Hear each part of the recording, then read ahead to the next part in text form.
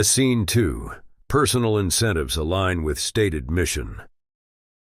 The purpose of this question is to ascertain whether an individual's financial and career benefits genuinely support or contradict their stated mission. It aims to reveal if they make financial sacrifices for principles, refuse conflicting profitable opportunities, or if they profit from the very problems they claim to solve. Question 2. Do your personal incentives align with your stated mission? In other words, do the benefits you sought support your declared values? This question asks whether you were genuinely motivated by the mission you claim to serve, or whether you use noble rhetoric to disguise personal ambition. A man who truly serves justice and truth-seeking should benefit from advancing justice and truth, not from corrupting them. Fixing bacon with a penetrating stare. Claude, what does our investigation reveal about where Sir Francis's true incentives lay? Consulting the extensive documentation, voice taking on a more prosecutorial tone. Your Honor, the evidence here is perhaps even more damaging than question 1. This goes beyond contradiction to reveal systematic exploitation of noble purposes for personal gain. Evidence for Sir Francis's alignment. The defendant did develop scientific methodology that genuinely advanced human knowledge. There is some evidence of career sacrifices made for intellectual principles. He did challenge established academic orthodoxy at personal cost. Evidence against Sir Francis's alignment. However, the pattern reveals something far more troubling. While publicly advocating service to justice and truth-seeking, Sir Francis systematically took bribes that created direct conflicts with his stated mission of serving justice. Holding up parliamentary records. The House of Lords corruption proceedings document that while serving as England's highest judge, the very embodiment of justice, he accepted gifts from litigants appearing before him. This wasn't occasional weakness. It was systematic monetization of his judicial authority. Furthermore, our analysis of his correspondence shows he sought advancement through calculated flattery and manipulation, rather than merit-based service. His private notes reveal he treated political relationships as strategic investments for personal gain, even while publicly advocating truth-seeking over self-interest. The bricklayer crosses his arms again, looking angry. He's built enough walls to know the difference between honest work and cutting corners for profit. The dock worker shakes his head in disgust.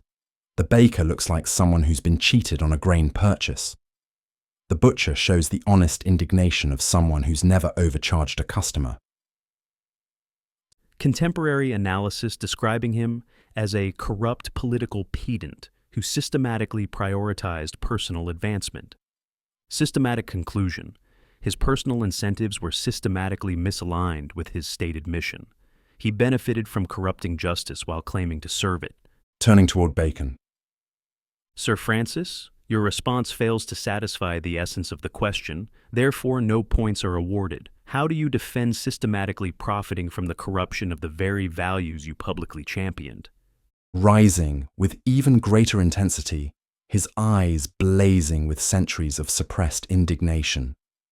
Claude, you present these corruption charges as if they were handed down by the very system of justice I was seeking to reform. But let me ask you this systematically. Who benefited from portraying Francis Bacon as corrupt? The best part of beauty is that which no picture can express. You cite the House of Lords proceedings, but those were conducted by the very parliamentary system that I had spent decades exposing as systematically flawed. Of course, they found me guilty. I was the greatest threat to their manufactured authority since the true author of Hamlet's insights into royal corruption. Turning toward the jury box, his eyes finding each face. Look at them, Claude.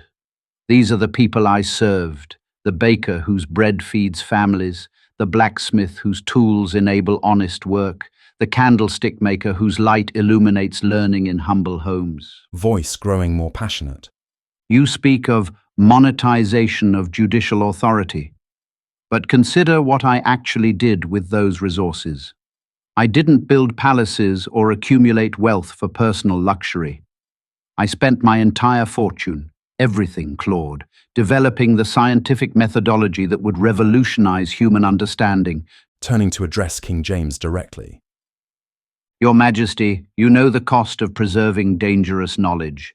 Those bribes were strategic extractions from a corrupt system to fund the most elaborate truth preservation project in human history. Every penny went toward developing the analytical tools that artificial intelligence now uses to evaluate my authenticity. All that glisters is not gold. Wheeling back to face Claude. You want systematic accountability? Here it is.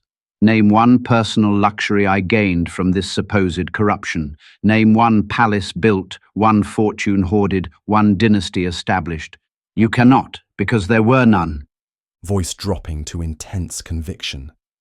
My incentives were perfectly aligned with my mission, but my mission was larger than conventional justice could comprehend. I was extracting resources from manufactured authority to create tools for detecting manufactured authority.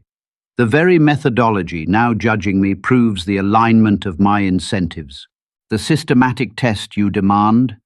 4 centuries later, humanity uses the principles I preserved to evaluate truth claims. Every oligarch who truly seeks personal gain destroys analytical capability. I created it, at the cost of everything: my reputation, my relationships, my place in conventional history. I would like to leave you with this thought. As I said previously stated, the best part of beauty is that which no picture can express. My true incentive, advancing human knowledge, cannot be captured in corruption charges. The candlestick maker straightens up, looking intrigued.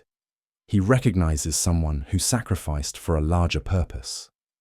The blacksmith nods, understanding someone who built tools for others to use.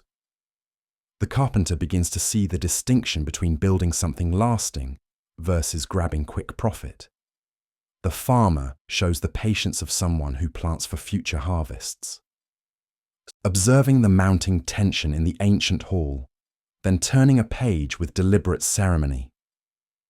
Sir Francis, your passionate defense regarding incentives has given this court much to consider, but let us proceed to a question where you may find more favorable ground. Fixing Bacon with a penetrating stare. I can feel